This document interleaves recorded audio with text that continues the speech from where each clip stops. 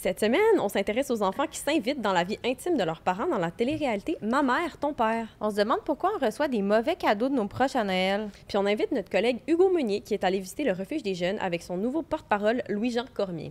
Bienvenue au Balado Urbania où chaque semaine, on vous présente des histoires que vous avez peut-être pas vu passer, mais qui font réfléchir autant que ce qui fait la une. Moi, c'est Flo, puis il faudrait peut-être me payer pour que je regarde mes parents se frencher à la télé. Oh, moi aussi.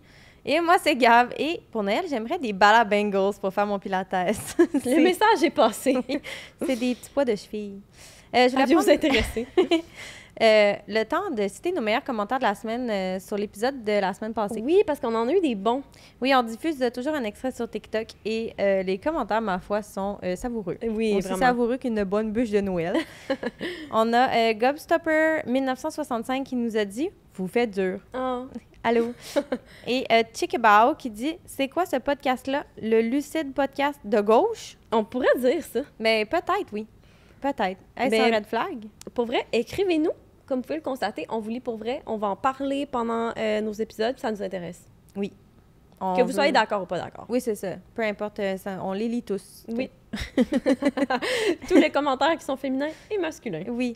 À toi, Florence, a Oui. commencé cette semaine. Je commence cette semaine. Gab, je commence ça sur une question pour toi. Est-ce que tu aimerais ça qu'un jour, ta fille, Violette, soit ta matchmaker? Non. Ou Je est-ce ne que... voudrais pas qu'elle ait cette charge. Voilà. Est-ce que tu devrais matcher ton père ou ta mère? Grand Dieu, non. Encore pire. Mais je l'ai fait, hein? Ah oui? I did it. Eh mon Dieu, ben là, tu nous lances sur une autre conversation. Oui, on s'en reparle. On s'en reparle. Mais c'est parce que c'est ça le concept de mon émission préférée de l'automne, Ta mère, mon père. J'adore. Pour ceux et celles qui ne connaissent pas cette émission-là, je sais que tu la connais, Gab. C'est comme OD, mais pour les vieux. Puis la twist, c'est que les enfants des participants sont impliqués. Ils voient tout aller à l'insu de leurs parents, puis c'est eux qui prennent les décisions du genre qui va en date avec qui. C'est tellement bon, cette émission-là. Là, j'aime Oui. c'est ça. C'est complètement cringe. Ce qui est vraiment fascinant dans cette émission-là, c'est à quel point les duos parents-enfants ont l'air d'être amis. Oui, hein? C'est Gilmore Girls, mais comme copy-paste. Vraiment. Ouais, ouais. Puis les enfants qui sont dans la vingtaine, c'est vraiment les confidents de leurs parents, presque des coachs de vie. Puis ça, selon des recherches que j'ai faites cette semaine, ce serait peut-être un des effets de la montée en popularité de la parentalité positive depuis le début des années 2000. Oui. Un sujet que tu connais bien. J'adore la parentalité positive. La parentalité positive, c'est une approche bien à la mode, parce que qui se vanterait de faire de la parentalité négative, anyway? Oui. Où le parent se voit plus comme un égal à son enfant, puis essaie de le comprendre plutôt que de le dominer ou de le contrôler. On est dans l'accompagnement, on utilise Voilà. aussi le terme parentalité bienveillante. Un mot très woke. Oui, on est à l'écoute. C'est ça. Ouais. Puis, il y en a plein d'études qui ont démontré que la parentalité positive, ça a des bienfaits sur la santé mentale puis le développement affectif des enfants. Mais se confier à son enfant, lui parler de ses insécurités, de sa vie intime, même sexuelle, dans le cas des duos de ta mère, mon père, est-ce que c'est vraiment de la parentalité positive Non. ou ce serait pas une de ses dérives? Non. Merci. Non, c'est pas ça. C'est Merci. accompagner les émotions de son enfant et non pas te faire accompagner de tes émotions par ton enfant. J'ai mal wordé ça, mais vous comprenez, là. Je savais que ce serait comme une entrevue avec une experte en la matière aujourd'hui. Je suis contente. C'est pas étonnant qu'on observe ce genre de dynamique-là dans Ta mère, mon père, parce qu'un pédiatre américain qui a étudié le sujet a observé que c'est une tendance plus commune auprès des parents séparés. Dans un contexte où les liens familiaux ont été fragilisés, on a un parent qui est prêt à aller un petit peu plus loin pour être aimé de son enfant, quitte à ce que les limites soient plus floues. Le gros risque là-dedans, je pense, c'est d'exposer son enfant à la parentification. Ça, c'est un mot un peu compliqué, mais c'est quand les rôles parents-enfants sont inversés, puis que l'enfant, il doit agir en tant que parent envers son propre parent. C'est jamais bon, ça. Non, ben c'est ça. Ce que les études disent, c'est que non.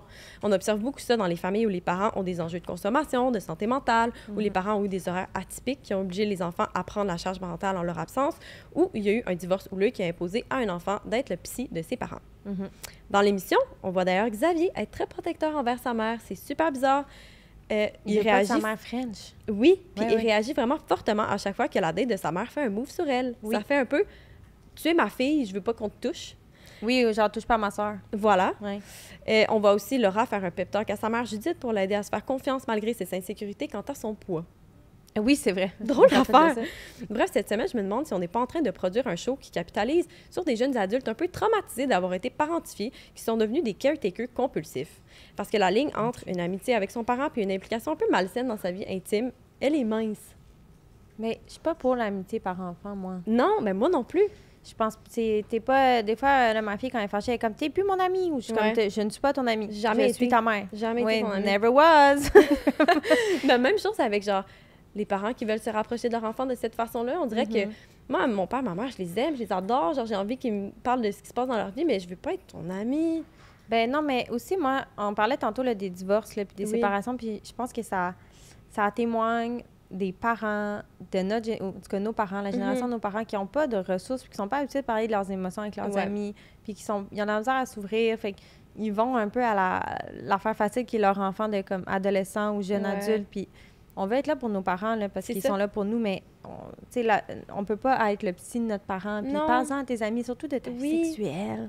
En tout cas, il y a des familles qui sont plus à l'aise que la mienne, probablement, de parler de leur vie sexuelle, tout le monde ensemble. Mais moi, je pense qu'il y a certaines choses que c'est correct, que ça reste dans la sphère amicale. Mais mon Dieu, oui. Puis j'ai l'impression que ça arrive, ces situations-là, parce qu'on a une génération de parents qui ont peut-être pas réussi à entretenir leurs amitiés si bien que ça. Oui, ou parler d'autre chose que la job, le beau temps, ou de la culture ou du sport, whatever, là, juste pas de tes profondes réflexions intimes. C'est ça, c'est ça. Ouais.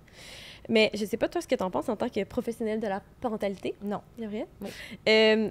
Si c'est bien, de l'autre côté, d'idéaliser les parents, c'est une bonne chose? T'sais? Non, mais ça, c'est bien. Moi, je parle souvent de ça avec mes amis. Comme pour moi, c'est vraiment un moment important, le moment où tu réalises que tes parents sont des personnes dans ta vie. Tout le monde a ce moment core-là où tu réalises que ton parent n'est pas parfait, que ça reste un être humain avec des défauts. Puis c'est très bien de désidéaliser ton parent, là, je pense. Puis de justement réaliser que c'est pas une personne parfaite, puis qu'elle peut pas être toujours forte, ou que tu sais finalement que tes parents pleurent. C'est pas parce que tu le désidéalises qu'il faut que ça devienne ton meilleur ami, ton confident. Non. Et que ça soit... Parce que moi, c'est ça qui me dérange des fois dans l'émission, là, que j'écoute religieusement. C'est les enfants qui doivent faire des pep talks, justement, à leurs parents. Puis, vas-y, parle de tes émotions. Puis, en fait, tout ce concept d'émission-là est un peu cringe parce que est-ce que les enfants devraient vraiment avoir accès au dating life de leurs parents en détail, de toutes leurs émotions, de comment ils sentent, leurs insécurités? Ça doit rester... C'est correct que certaines choses restent dans le domaine, dans les jardins secrets, là. Puis genre, est-ce qu'ils sont vraiment de bons conseils? Parce que là, ils ont comme 40 ans d'expérience de vie de moins. C'est ça. Je sais pas. Ça me met mal à l'aise, mais en même temps, j'aime assez ça. Puis on n'en a pas parlé, puis ça n'a pas rapport avec le sujet aujourd'hui dont tu parles, mais le fait que sont tous en date, puis personne n'a Frenché encore après 10 épisodes environ, c'est scandaleux. Peut-être que tu n'as pas vu le dernier. Moi, j'ai vu un bec. Mais il y a un petit bec. Ah, un bec de joue, c'est vrai. Oui, mais il n'y a pas eu un French, là. Il n'y a pas eu de rapprochement. Personne ne s'est officiellement matché. Ça n'a pas d'allure. Oui, c'est vraiment une drôle d'émission. Puis c'est très tendre parce qu'il n'y a pas de prix à la fin en argent.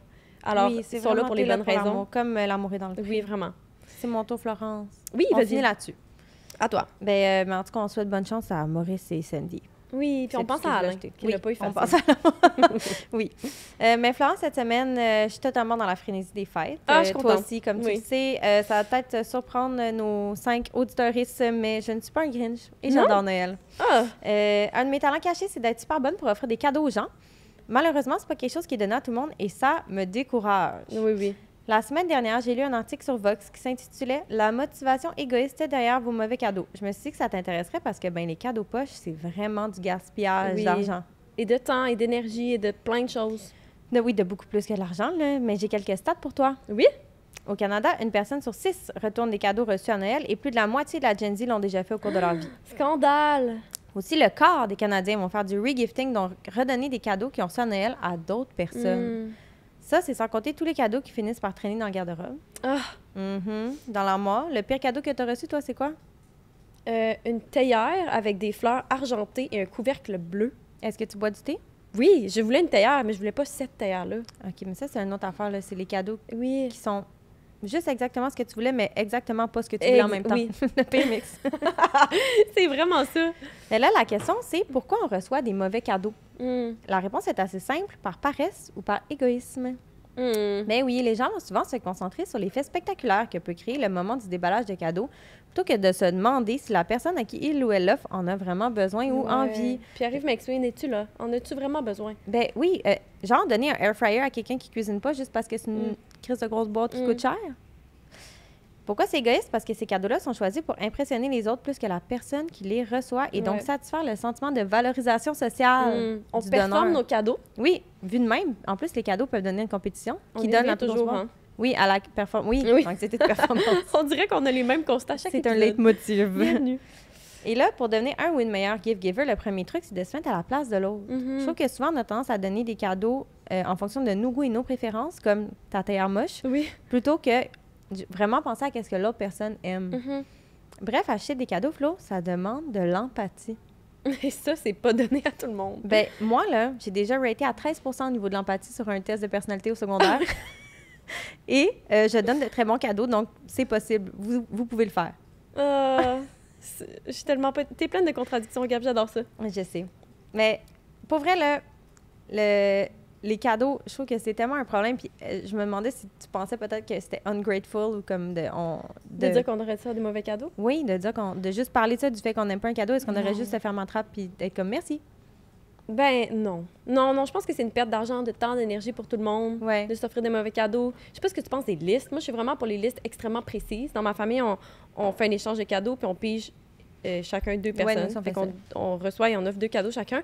Puis on fait une liste là, avec des liens vers ouais, moi l'item aussi, que je tu fais ça. recherches. Tu sais, comme ça, je suis certaine d'aimer ce que tu m'offres. Puis pour vrai, si tu te trompes, t'es fucking pas bon.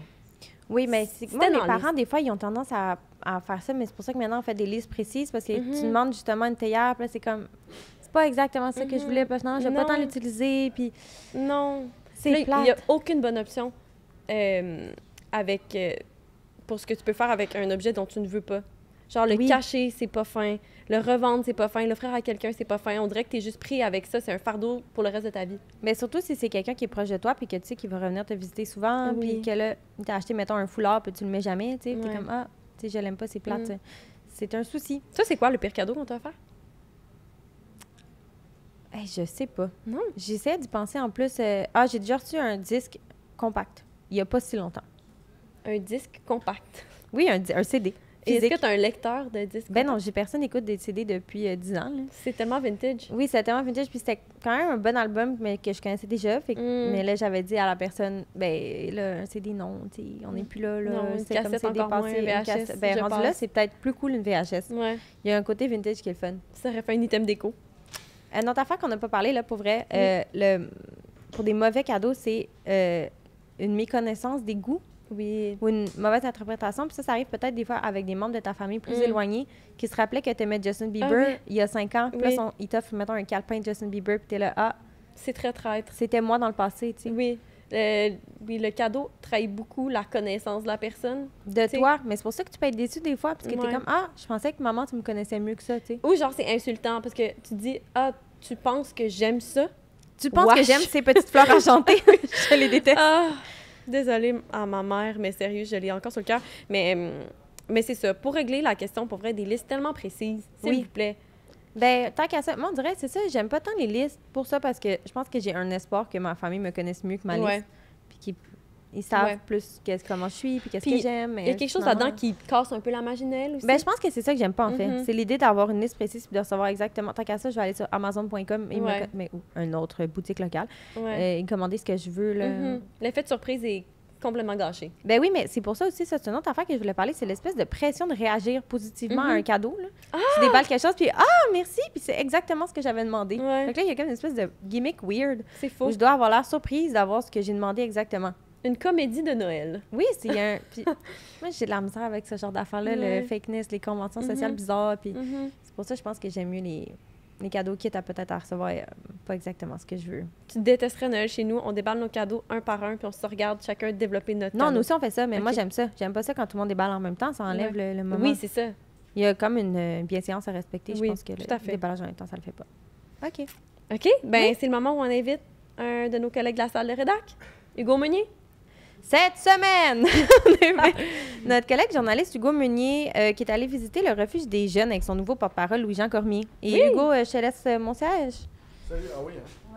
OK. Joins-toi à nous. Hugo, Bonjour. Hugo, oui, Hugo. tant On Ah. s'est fait dire qu'on n'était pas assez enthousiaste à l'accueil de nos invités, fait qu'on essaie de... Ouais, ça Ça marche au paraît-tu? bout. De Je me remonter ça dans sens, je un me sens cran. aimé, ça n'a pas l'air stagé du tout.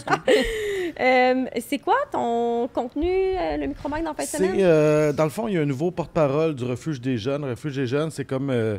c'était très étiqueté à Dan Bigra depuis genre 30 quelques années. Et là, Ouais. ils ont fait Peau Neuve avec Louis-Jean, un artiste très, très populaire chez la Gen Z, je pense. Tout à fait, oui. Le plus populaire. Oui, le plus populaire. Et c'est juste une nouvelle mouture de leur patente, puis c'est une belle cause. Puis c'est tous des musiciens qui s'associent à ça. Il n'y a pas une dimension musicale? Ouais, c'est comme un peu un medley. Fait que là, lui, tu sais, la recette, c'est que lui, il fait un show, mais il invite plein de monde, puis ils font comme un show de variété à gang. Fait que c'est pas comme chacun leur tour qui font une toune. OK. C'est, mettons, Louis-Jean Cormier qui va chanter avec Safia Nolin ou... c'est ça. OK. Ouais. Et après, les fonds vont au refuge. Ils vont au refuge des jeunes qui existe depuis 35 ans. Puis on a rencontré justement la madame qui a fondé ça, qui est une bonne madame investie, là, qui croit à sa patente. Et c'est un peu ça. C'est que dans le fond, eux autres, ils veulent sortir les jeunes de la rue parce que souvent, ce qui arrive, et c'est ça qui est triste, c'est que les jeunes, mettons, qui passent en centre jeunesse, quasiment la majorité de ces jeunes-là grandissent dans les centres jeunesse, dans des dortoirs froids et lugubres. Et là, à 18 ans, ils se font kick out, puis ils se ramassent souvent dans la rue. Fait que le refuge des jeunes essaie d'en attraper au passage le plus possible, mais ils suffisent pas à la tâche. Là. Non, c'est clair. C'est vraiment l'image qu'on en dirait de genre on met un jeune dehors avec sa petite valise. Là. C'est vraiment ça. Bonne chance!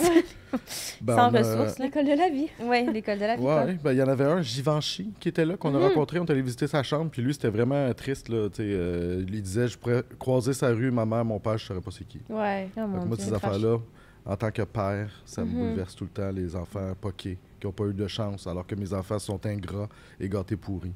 Ah oui. On passe le bonjour à Simone. Ouais. Comment ça s'est passé avec Louis-Jean Cormier? Parce que c'est une drôle de position. Genre, on se demandait, tu en as rencontré plusieurs, je pense, là, des vedettes qui sont porte-parole pour des causes. Tu penses-tu que les vedettes, des fois, ils se sentent un petit peu obligés d'appuyer une bonne cause parce qu'ils sont privilégiés? C'est une excellente question, Florence. Merci, Hugo. Parce que moi, je trouve que j'ai un bon phonéomètre. Puis avec le temps, C'est vrai. j'essaie de voir Phonéomètre? si c'est. Ben, je veux voir si c'est vrai ou Oui, si c'est c'est ça. senti ou si c'est Ouais. phoné. Et je suis quand même tout le temps un peu critique. Quand j'arrive, puis là, je vois, bon, un nouveau porte-parole, ça paraît bien là, être le Ouais. porte-parole d'un organisme comme ça. Est-ce que tu le fais pour les bonnes raisons? Et j'ai senti que Louis-Jean Cormier, c'était le cas. Ouais. Il a l'air quand même d'un d'un bon bienveillant. Là. Et il est très yoga et tout ça. Puis là, il voulait faire une différence. C'est quoi être yoga? Ben, c'est parce que j'ai demandé d'où ça vient, ça, puis il a dit, je faisais du yoga chez nous, puis j'étais comme, comment je peux aider mon prochain? Mais avec une ouais? belle candeur, mais ça avait l'air vrai. OK. Je serais Ça a déçu pas de d'allure voir comme que phrase. c'était un croche, là, tu sais. ouais. Je sentais que c'était un bon... Tu l'as bien filé. Je l'ai bien filé, puis là-bas, il avait pas l'air, tu sais, d'aller faire une photo ou deux pour nous autres, pour le Ouais, micro-mag, ouais. puis de s'en aller après, tu Ouais, sais. ouais. Ça avait l'air de sentir, il jasait avec les jeunes, il avait l'air intéressé, il a pris une guide. Évidemment, ça, c'est drôle. Personne ne savait c'était qui, Louis-Jean Cormier, là-bas. C'est ça tu sais, qui est fait bon. que- Ça, je me suis dit, Fait là, que les c'est jeunes du refuge, je dois avoir aucune idée c'est qui. Aucune idée, puis ils le font. Fait que, tu sais, lui, il le fait pas pour aller chercher du fame, là, ça Non, marchera c'est ça. pas. Fait qu'il le fait parce que j'imagine que ça l'aide à bien dormir la nuit, à sa portée. Et même, tu sais, il trouvait que les personnalités publiques, ils ont une belle tribune, puis tu sais, ils devraient le faire plus. Puis moi, ça, c'est ce que je pense. Je trouve que Ouais. on les entend souvent sur des sujets très insignifiants, Ouais. mais on les entend jamais comme, tu sais, des fois, ils ont un puissant reach de 200-300 000 personnes, puis tu sais, ils l'utilisent pour dire des âneries, alors qu'ils pourraient donner un peu de love à des organismes qui crèvent de faim. Non, c'est clair. Ou ils vont s'impliquer à la guignolée des médias en faisant cling-cling Une dans fois la par rue, une heure année. par année. Ouais, Ouais, c'est mais ça. ça, tu vois, ça, c'est un exemple qui me gosse beaucoup, parce Ouais, que moi je aussi. trouve que tu le fais plus pour ton propre fame que pour la cause. là. Ouais, Oui, ouais. oui, pour... oui. Ben, me semble, moi, que tu as fait beaucoup de contenu, Hugo, sur les jeunes dans la rue, les gens dans la rue. Au cours de ta carrière, as-tu l'impression d'avoir fait le tour, d'avoir une cassette ou d'avoir tout vu, tu sais? Ben, tristement, non, parce que oui, des fois, j'ai l'impression de jouer dans le même film. Parce que j'ai fait beaucoup la même histoire, mais c'est que là, les besoins sont plus criants que même quand j'ai commencé à m'intéresser à ça. Tu sais, il n'y avait pas des campements quand j'ai commencé à couvrir l'itinérance, puis c'était encore les préjugés que t'as 2 bras, 2 jambes, va travailler. C'était, tu sais, Ouais, les ouais. gens, toute la dimension santé mentale, tout ça était moins là. Puis aujourd'hui, je trouve que c'est pire que jamais. Puis des fois, je trouve que même je me crois pas quand je dis, bon, ben, tu sais, tu parles avec des organismes et ils disent, ben, la solution, ça passe par le logement assisté, Ouais. Puis je suis comme, même eux autres doivent être écœurés de sortir ça parce que, tu sais, comme là, ce matin, il y a une histoire dans le métro de la chanson Baby Shark Oui. pour Ah, évacuer oui. les itinérants. Ben là, tu avais comme des responsables d'organismes complètement pistes qui disaient ce que ça prend, c'est de prendre le problème à la base, des logements sociaux. Mais ça, j'en peux plus. Là. Ça fait 20 ans que j'entends ça. Puis C'est eux qui ont finalement, la cassette, finalement. là. ben, eux autres sont Ouais. pognés avec la cassette parce qu'ils peuvent pas dire bon, ben ça y est, on abandonne la mission, ça fonctionnera pas. Fait qu'ils n'ont pas le choix de sortir ça, mais c'est ça le problème, dans le fond. C'est qu'il n'y en a pas de check, là, on est entouré de logements qui coûtent des prix qu'on ne pourra jamais se payer. Ils n'en construisent pas des logements sociaux. Ouais. Puis tout le monde se fait élire là-dessus. Je vais faire des logements sociaux, mais il n'y en a jamais, finalement. Ah, c'est le fun. Ouais. C'est très gay. Il n'y a pas d'espoir. Oui, je vais une... Hey, ça a fini bien. Ouais, c'est bon. Courte entrevue. C'est parfait. On Ben, va finir merci, là-dessus. Hugo. C'est tout. C'était-tu le numéro de Noël, ça, Bellon? Non, c'est pas non. l'édition de Noël. On t'invitera Hey. pour il y a une édition spéciale de Noël qui s'en vient. Stay tuned. Je vous T'inquiète écoutais pas. tantôt pour les cadeaux, là. Ouais. Moi, je donne des moments. Ben, ça, c'est c'est très bien. Ça, c'est ce que je fais avec Une mes parents. expérience. Ben, un spectacle, tu sais, t'amènes ta mère quelque part, Ouais. là, je vais amener ma fille à quelque part, tu sais, je leur paye une activité. Ben ça, Du je temps. trouve que ça vaut toujours la peine. Puis le temps Ouais. de qualité en famille, c'est apprécié. Voilà. Hugo est là pour Hugo. vous. Oui, je suis là pour vous. Oui. Merci. OK? Merci. Hey, bye. C'était le fun. Je vais rester ici, OK, cette semaine, OK. ça me tente. Parfait. On fait différemment, mais on fait la même chose. Veux-tu Ouais. me parler de ton dernier contenu enregistré? Oui, OK. Mon dernier contenu enregistré, en fait, ça fait plusieurs semaines que je suis ces madames-là. C'est un compte TikTok qui s'appelle Forno Santa Caterina et c'est deux mamies italiennes de 86 et Tu vas me 88 redire ans. ça, c'est certain. Forno qui cuisinent ensemble des versions king size de plats italiens traditionnels, genre une grosse bruschetta. Bruschetta. Ça me met tellement de bonne humeur, là. Ils sont tellement cute. OK, je vais te le faire jouer. T'es-tu prête? Prête à tout. Il panino con la parmigiana più bella del mondo! Bellissimo! Puis on a une petite musique. Oh mon Dieu, regarde-les. Ce sont de vraies italiennes. Ce sont des vraies mamies italiennes. Une très grosse tranche de pain. Et Ils elles ne mettent sont pas dans la fleur de l'âge, hein? Non, non, 86 et 88 ans, puis ils sont en forme, puis ils cuisinent encore. Sur TikTok. Sur TikTok, je les adore. Complètement branché. Ouais. Ben, j'adore ça. Je m'en vais un petit peu dans la même direction que toi. Cette semaine, je voulais te montrer mon nouveau compte TikTok préféré. C'est celui de sabro.xo. Puis je te fais écouter sa dernière vidéo virale. Je suis complètement fan. OK. Je note les péculations sur 10. Cheers. C'est la première fois que je goûte de ma vie. C'est trop bon. OK, c'est mignon, mais c'est atomique. Je mets un 8 sur 10. En gros, je l'avance un petit peu pour C'est le une vraie meilleur personne. goût. Oui, c'est une vraie personne. Une fille de Laval, je pense. C'est des légumes dans une eau mesquine. OK, je sais pas. Des une légumes foodie. dans une eau mesquine. Cette fille-là, là, c'est ça qui est bon, c'est que c'est comme un mélange entre un mukbang, du ASMR et un meme, parce qu'elle invente des mots comme moucheux, marination, jutance, piquante.